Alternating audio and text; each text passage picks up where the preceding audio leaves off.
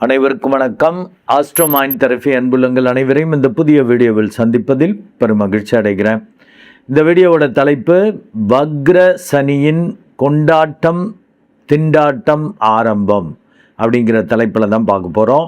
மீண்டும் தலைப்பை சொல்கிறேன். வக்ர சனியின் கொண்டாட்டம் திண்டாட்டம் ஆரம்பம் அப்படிங்கிற தலைப்பை தான் பார்க்க போகிறோம். இது வருகிற 27/7/2026 அன்று சனி பகவான் வக்ரம் பெறுகிறார். எதுவரைக்கும் வக்ரகதியில் பயணிக்கிறார் அப்படின்னா 10/12/2026 வரைக்கும், கிட்டத்தட்ட 4.5 மாதங்கள் அவர் வக்ரகதியில் பயணிக்க போகிறார்.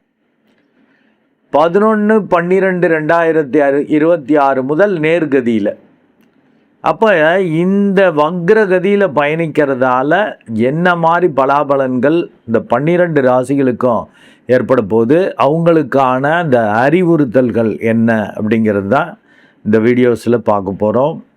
இப்போ இந்த சனி பகவான் வக்ரகதியில் பயணிக்கிறாருன்னா அது சூரியனுடைய மூமெண்ட்டு படி அது வக்ரமாகும். அதை டீட்டெயிலாக ஜோதிட நுணுக்கங்களை ஜோதிட விதிகளை விட பலன்களை உங்களுக்கு சொல்கிறப்ப தான் நீங்கள் எச்சரிக்கையாக இருக்க முடியும். ஏன்னா லென்த்தி வீடியோவாக போகும்.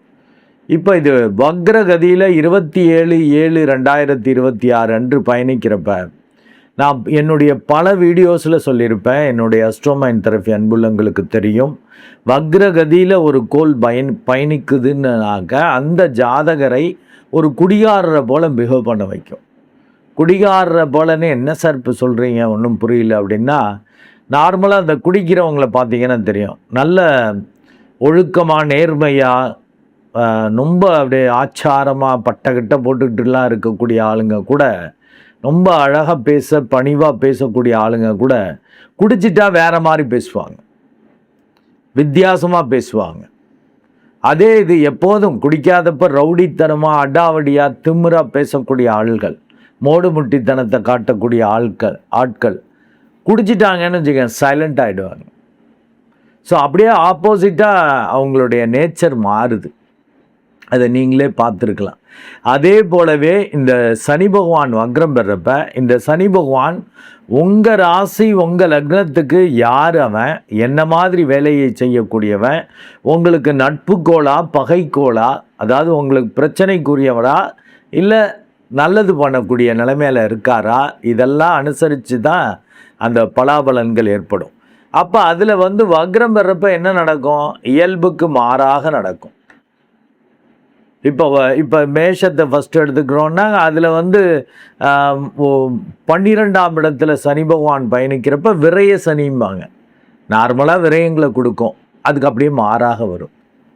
அது போல தான் இப்போ சிம்மத்துக்கு பார்த்தீங்கன்னா அஷ்டம சனி, எப்போதும் எதிர்பாராத கண்டங்கள், முறிவு, பிரிவு, ரொம்ப பயமாக இருக்கிறது, எல்லாத்தையும் இழந்து நொந்து போய் இருக்கிற மாதிரி இருக்கிறது, அப்படிலாம் சோதனைகளை அதை சனி பகவான் கொடுப்பார்.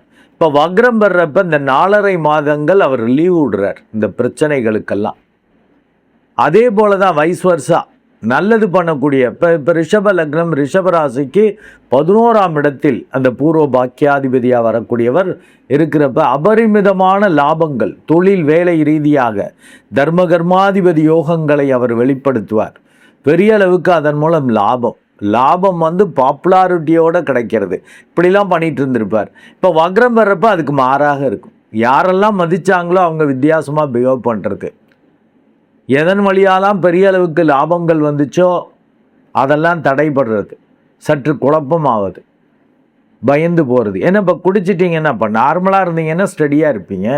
குடிச்சிட்டிங்கன்னா குடிகாரர்கள் நடக்கிறதே ஒரு மாதிரி நடப்பாங்கல்ல, மூளை சட்டுன்னு வேலை பார்க்காது, இல்லை வித்தியாசமாக வேறு வேலை பார்க்கும். குடிக்கிறதுக்கு முன்னாடி ஏதாவது பழிவாங்கும் உணர்வுகள், பிரச்சனைகள், இல்லை சந்தோஷ உணர்வுகள் என்ன இருக்கோ அது அப்படியே ஸ்டாக்னண்ட்டாக நின்றுடும். குடிக்கிறதுக்கு முன்னாடி அவன் மோசம் பண்ணிட்டான், அவனால தான் குடிக்கிறேன், அவன் எனக்கு இது பண்ணிட்டான்னா குடிச்சு விட்டு அவங்கள்ட்ட போய் ஆட்டோமேட்டிக்காக அவங்கள அறியாமல் வம்பளக்கிறது, பிரச்சனை பண்ணுறது.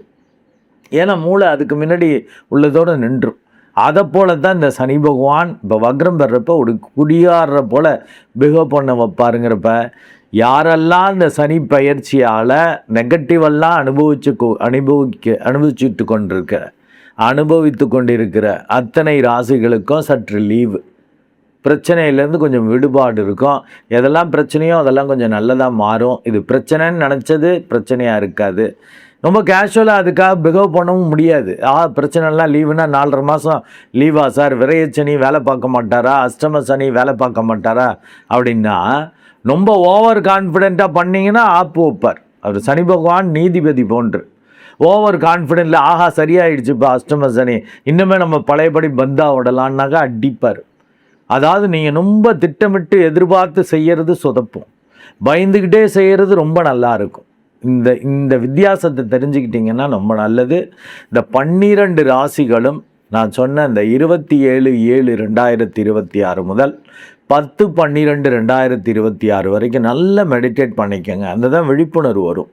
ஏன்னா இதுவரையில் கஷ்டப்பட்டுக்கிட்டு இருந்தவங்களுக்கு, அவமரியாதையை சந்தித்து கொண்டிருந்தவர்களுக்கு கொஞ்சம் மரியாதை கிடைச்சது தலைகால் புரியாது.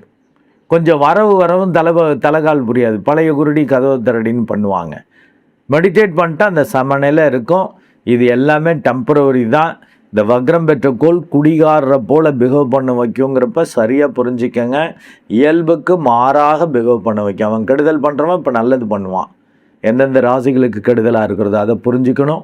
நீங்களும் உங்களை இந்த சமநிலையில் இருந்தால் தான் அந்த கண்ட்ரோல் கிடைக்கும். இல்லாட்டி இதுவரையில் கஷ்டம் இருந்தது இப்போ கொஞ்சம் விலகிறப்ப சரியாயிடுச்சு பழையபடி ஆகும்னு செய்யலான்னு பண்ண முடியாது. ரொம்ப கான்ஃபிடெண்ட்டாக செஞ்சிங்கன்னா சொதப்புன்னு இருக்கேன் பாருங்க. பயந்துக்கிட்டே செய்கிறது ரொம்ப நல்லா இருக்கும். அதனால் ஒரு சமநிலையில் இருந்துக்கலாம். நம்ம செய்கிறத செய்வோம், கடவுள் கொடுக்கறது வாங்கிக்குவோன்னு செய்கிறப்ப இந்த வக்ரசனியால் இதுவரையிலும் பாதிப்பை அடைந்து கொண்டிருக்கிறவர்கள் சற்று ரிலாக்ஸ் ஆகி நன்மைகளை அடையக்கூடிய வாய்ப்புகள் உண்டு. இதுவரையிலும் ரொம்ப நல்லது, லாபங்கள், பெரிய அதிர்ஷ்டங்களை அனுபவித்து கொண்டிருந்தவர்கள் இந்த வக்ரகதியில் சற்று நிதானத்தை கடைபிடிக்கலைன்னா ஆழந்தெரியாமல் காலை விட்டு மாட்டிக்கிற மாதிரி ஆகிடும். கொஞ்சம் கவனமாக இருக்கணும்.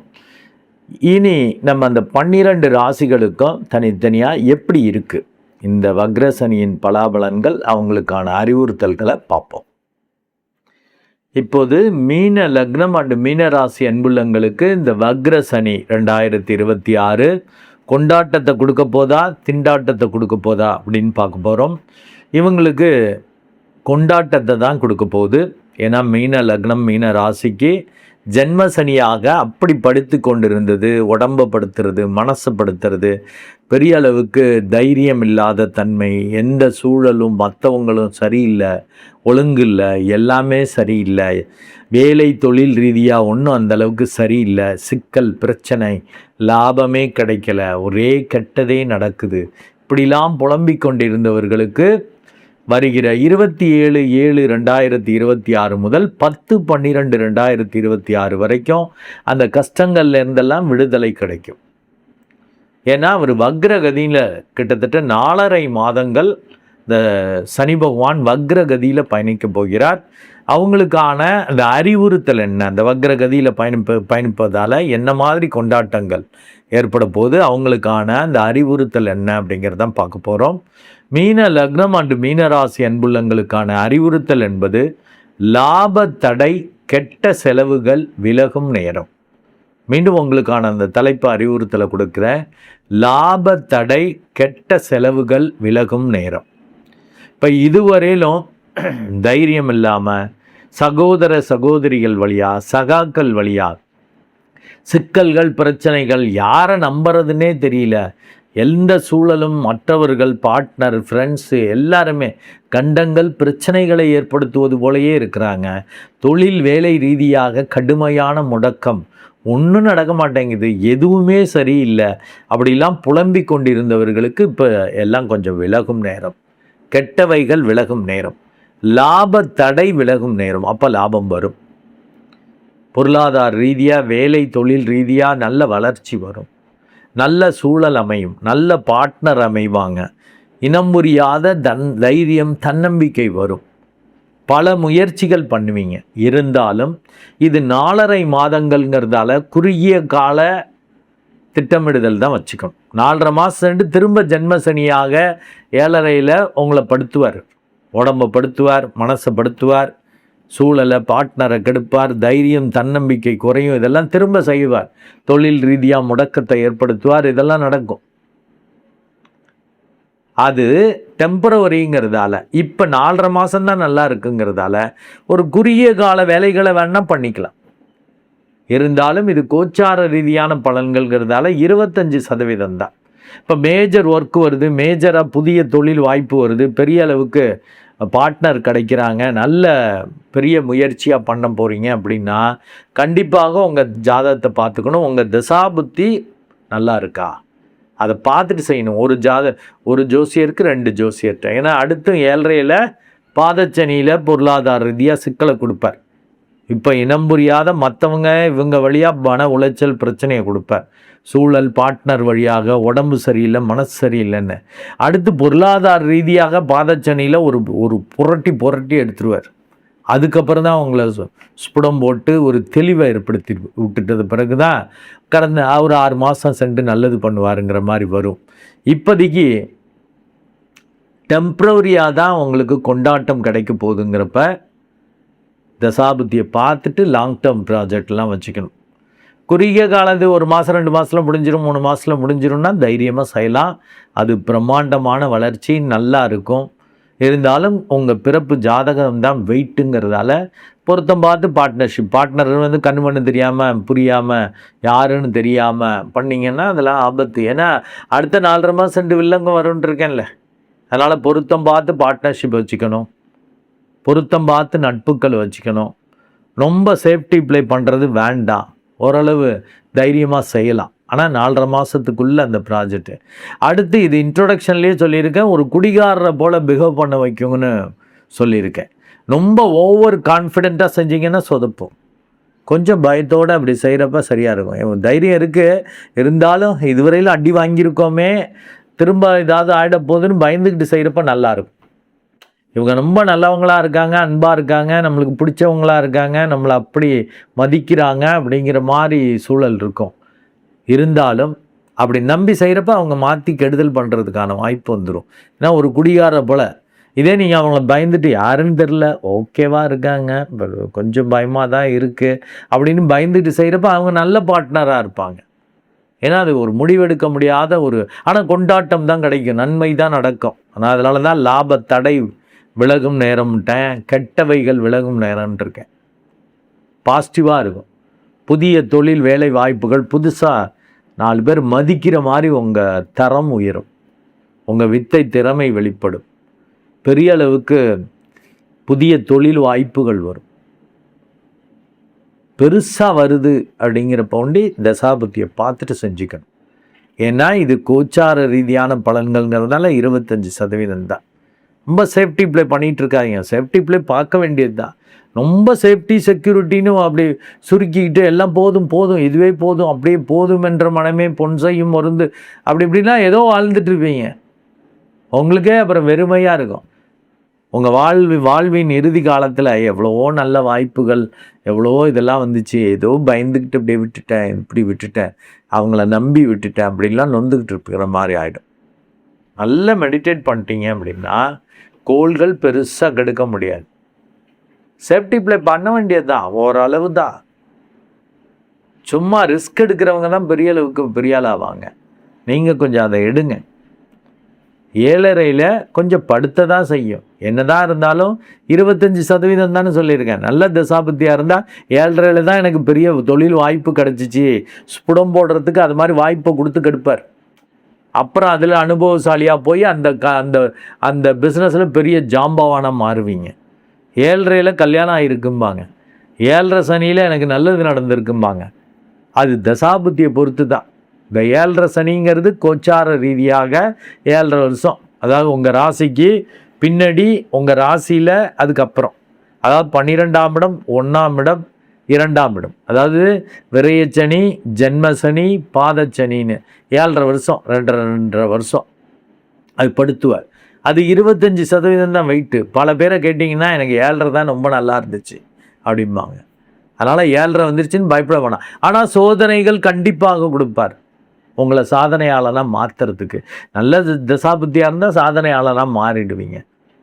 இதே கெட்ட திசாபுத்தின்னா சோதனையில் சிக்கி விரக்தி சிக்கலில் மாட்டிக்கிறது. நல்ல மெடிடேட் பண்ணுங்க, ஒரு விழிப்புணர்வு வரும். ஓவர் கான்ஃபிடென்ட்லேயும் செய்ய மாட்டீங்க, யாரையும் பிளைண்டாக நம்பியும் செய்ய மாட்டீங்க. பெரிய தொழில் வாய்ப்பு, பெரிய மனிதர்கள் அப்படின்ட்டு அப்படியே சரண்டர் ஆகி பண்ண மாட்டீங்க. ஒரு நிதானமாக உள்ளுணர்வு சரியாக வேலை பார்க்கும். மெடிடேட் பண்ணுறப்ப சமநிலை இருக்கும். இந்த 4.5 மாதங்கள் கண்டிப்பாக நன்மை நடக்கும். எடுத்துக்கங்க.